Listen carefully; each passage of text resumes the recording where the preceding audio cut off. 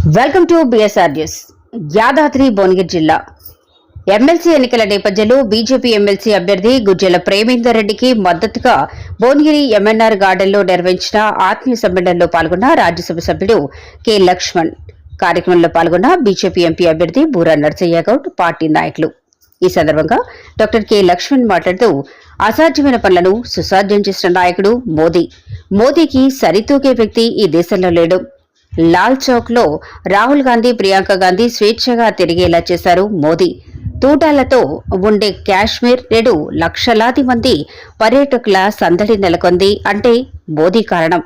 BRS వ్యతిరేకతతోనే Congress party అధికారంలోకి వచ్చింది. గ్యారంటీలు, ఉచితాలు పేరు మీద మనం కట్టిన పన్నుల డబ్బులను వృధా చేస్తున్నారు.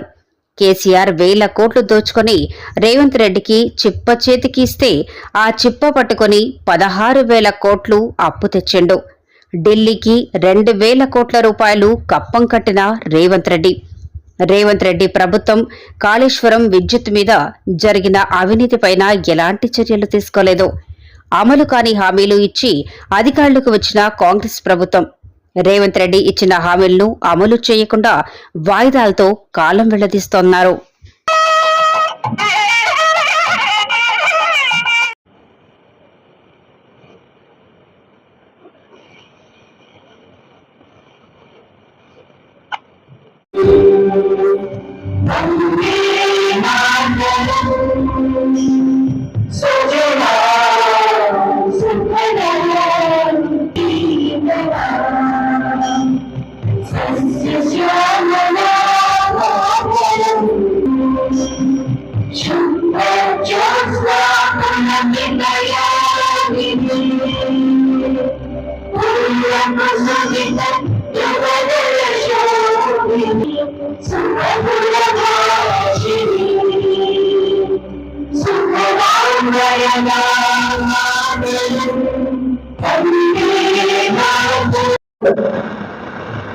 జిల్లా కమిటీ తర్వాత టౌన్ కమిటీ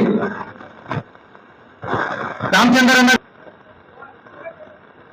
తర్వాత పట్టణ కమిటీ తరఫున సన్మానించవలసింది కోరుచును. రామచంద్ర గారిని వేదికపైకి రావాల్సిందిగా కోరుచును. పెద్దపల్లి పార్లమెంట్ సభ్యులు వెంకటేశ్వర గారిని వేదికపైకి రావాల్సింది కోరుచును.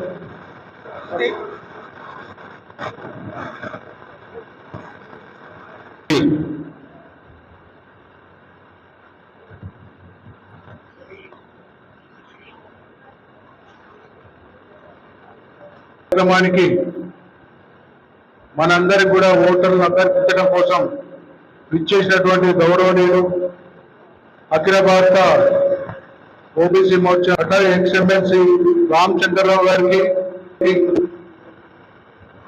పాపారావు గారికి, వ్యక్తి విద్యార్థి యువజన సమస్యల కోసం, యువజన సమస్యల పరిష్కారం కోసం అహర్నిశలు కృషి చేసినటువంటి వ్యక్తి మన ప్రేమేందర్ రెడ్డి గారు. మనం అందరం కూడా వారు చేసినటువంటి పోరాటంలో మనం అందరం కూడా భాగస్వామి వారిని గెలిపించుకుంటే మనకి ఇంకా ప్రాధాన్యత, మన జిల్లా ఉమ్మడి జిల్లాకి ప్రాధాన్యత ఉంటుందని కూడా ఈ సందర్భంగా మీ అందరినీ కోరుతూ, వారికి ముఖ్యంగా ప్రధానంగా మొదటి ప్రాధాన్యత ఓటు వేసి గెలిపిస్తారని కూడా మీ అందరినీ భారతీయ జనతా పార్టీ జిల్లా శాఖ తరఫున కూడా ఇవాళ వృధాగా అనిపించే పరిస్థితి ఉన్నది. వారు ఏ పార్టీలో చేరుతారో కూడా తెలియదు. వారు కాంగ్రెస్ లో చేరినా ఎక్కడ చేరినా ఆశ్చర్యపడాల్సిన అవసరం లేదు. ఇంకొక అభ్యర్థి అయితే కాంగ్రెస్ పార్టీని పొట్టు తిట్టి వాళ్ళ కోమటిరెడ్డి బ్రదర్స్ ను చాలా విపరీతంగా చూసినటువంటి వ్యక్తి గొంతు విప్పి మన సమస్యల కోసం, మన సమస్యల పరిష్కారం కోసం పనిచేసేటువంటి వ్యక్తి మనకు అవసరం కాబట్టి అటువంటి వ్యక్తి కలిగింది.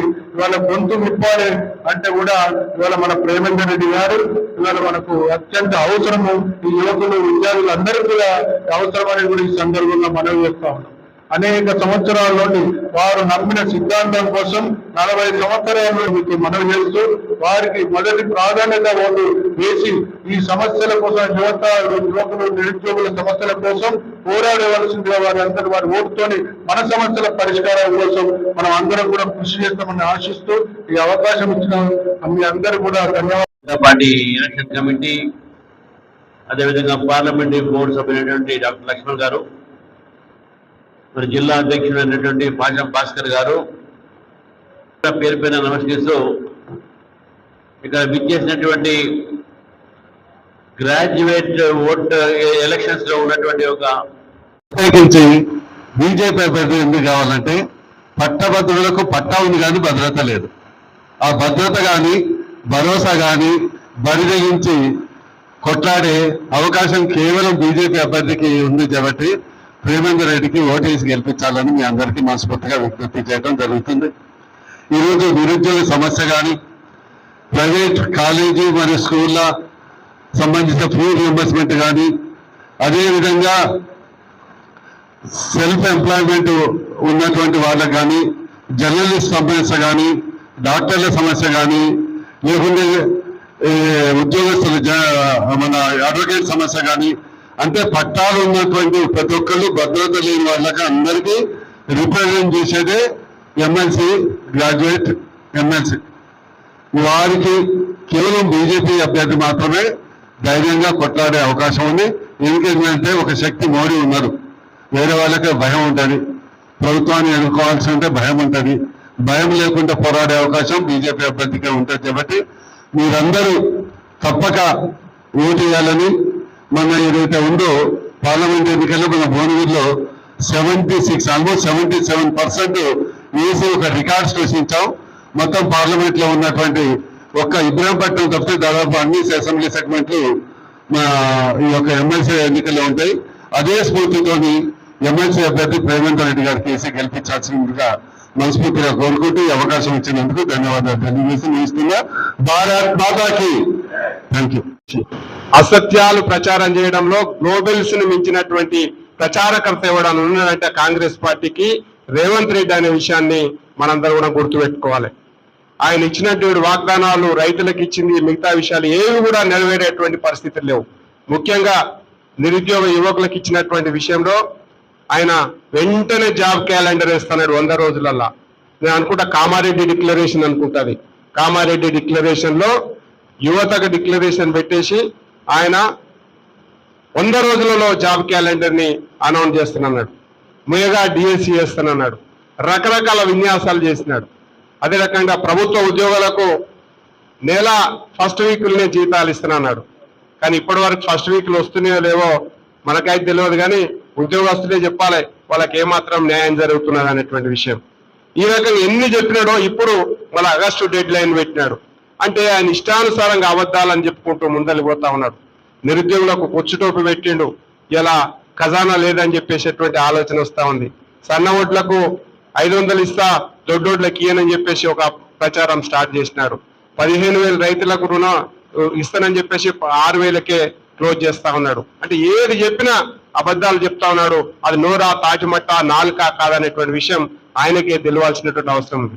పోను బీజేపీ మీద విష ప్రచారం చేసేటువంటి ప్రయత్నం చేస్తా ఉన్నారు.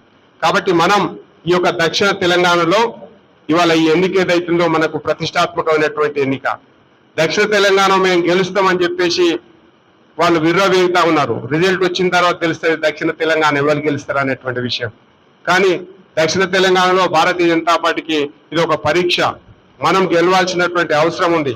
ఎందుకంటే ఈ ఎన్నికనే వచ్చేటువంటి అసెంబ్లీ ఎన్నికలకు వేదిక కాబోతా ఉంది. దక్షిణ తెలంగాణలో కూడా భారతీయ జనతా పార్టీ వీక్ గా లేదు. విద్యావంతులందరూ కూడా భారతీయ జనతా పార్టీ వైపే ఉన్నదనేటువంటి చెప్పేటువంటి ఎన్నిక అనేటువంటి విషయాన్ని ఈ సందర్భంగా మీ అందరు గుర్తు చేస్తా ఉన్నా. కాబట్టి ఎక్కువ విషయాలు చెప్పేటువంటి అవకాశం డాక్టర్ లక్ష్మణ్ గారు అన్ని విషయాలు చెప్తున్నారు. దేశ రాజకీయ సమకాలీన రాజకీయాలు ఏ రకంగా ఉన్నాయనేది. కానీ మనం ఇవాళ భారతీయ జనతా పార్టీగా పోటీ చేస్తున్నటువంటి అభ్యర్థి గుజ్జుల ప్రేమేందర్ రెడ్డి గారు 43 సంవత్సరాల నుంచి భారతీయ జనతా పార్టీ కార్యకర్తగా పనిచేస్తా ఉన్నాడు. ఎప్పుడు కూడా పదవి ఇంతవరకు పోటీ చేసినాడు. పోయినసారి అంతకుముందుకు ఎమ్మెల్యే పోటీ చేసినాడు. అనేక సార్లు రాజకీయ క్షేత్రంలో భారతీయ జనతా పార్టీ ఒక కార్యకర్తగా, ఒక సైనికుని లెక్క పనిచేస్తూ ముందెళ్ళిపోతా ఉన్నాడు. కాబట్టి మనం ఇవాళ పార్టీలు నైతికంగా అంటే నిబద్ధతతోటి పనిచేస్తున్నటువంటి ప్రేమేందర్ రెడ్డి గారిని గెలిపించాల్సినటువంటి బాధ్యత ప్రతి భారతీయ జనతా పార్టీ కార్యకర్త పైన ఉంది.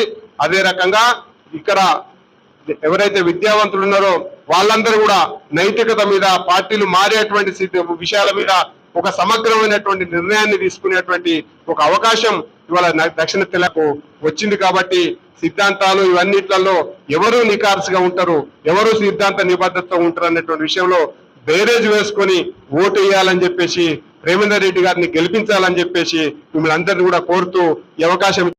నియోజకవర్గం యొక్క భువనగిరి ప్రాంతానికి సంబంధించినటువంటి ఓటర్లు, బీజేపీ నాయకులు, మీడియా మిత్రులు, వేదిక మీద ఉన్నటువంటి వక్తలు, ప్రస్తుత సమయంలో ఏ ఉప ఎన్నిక అయితే ఇవాళ సంభవించిందో ఆ ఉప ఎన్నికకు ఉన్నటువంటి ప్రాధాన్యత దృష్టిలో పెట్టుకొని ఓటు విలువను గుర్తించి ప్రస్తుతం ఉన్నటువంటి పరిస్థితుల్లో మొన్న పార్లమెంట్ ఎన్నికలు ఈ దేశం కోసం జరిగిన ఎన్నికలు. ఈ దేశానికి ప్రధానమంత్రి ఎవరు కావాలని మీరందరూ కూడా నిర్ధారించుకొని విద్యావంతులు, మేధావులు మీరందరూ కూడా గొప్పగా మీ నిర్ణయాన్ని వారు ఎన్నికల్లో వెలిపించడం జరిగింది. దేశవ్యాప్తంగా కూడా నరేంద్ర మోడీ దేశానికి సరైనటువంటి నాయకుడని, వారికి సరితూగే వ్యక్తి ఈ దేశంలో ఎవరు లేరు. పైపెచ్చు వారు 9.5 సంవత్సరాలు ప్రధానమంత్రిగా వారు చేసినటువంటి అభివృద్ధి లేదా పేదల సంక్షేమం కోసము పారదర్శకతతోని, ఒక జవాబుదారితనంతో, అకౌంటబుల్, ట్రాన్స్పరెంట్గా ఢిల్లీ నుంచి పంపిన నిధులు పేదవాడి బ్యాంక్ ఖాతాలకు చేర్చిన విధానం, దళారీ వ్యవస్థ లేకుండా, అవినీతికి అవకాశం లేకుండా ఆ యొక్క పనితీరు చూశారు. అసాధ్యం అనుకున్నటువంటి కొన్ని నిర్ణయాలను సాధ్యం చేసి చూపించినటువంటి ఇవాళ నరేంద్ర మోడీ గారు గుర్తింపబడుతున్నారు. 370 ఆర్టికల్ రద్దు చేసి జమ్మూ కాశ్మీర్ భారతదేశంలో అంతర్భాగమని, ఆ ఆర్టికల్ రద్దు తర్వాత నిన్న చూసాం జమ్మూ కాశ్మీర్లో వ్యాలీలో కూడా ఎంత ప్రశాంతంగా ఎన్నికలు, ఆ ప్రజలు ఆ ప్రజాస్వామ్య ప్రక్రియలో పాల్గొని తమ యొక్క మరి ముఖ్యంగా విద్యార్థులు, నిరుద్యోగులు, ఉపాధ్యాయులు, ఉద్యోగులు, అదే రకంగా ముఖ్యంగా టీచర్లు ప్రధానమైనటువంటి భూమిక పోషించే మీరు రాష్ట్ర ఎన్నికలు గడువు పూర్తయిపోయింది. వచ్చిన ప్రభుత్వం మాట మారుస్తుంది, మోసం చేస్తుంది.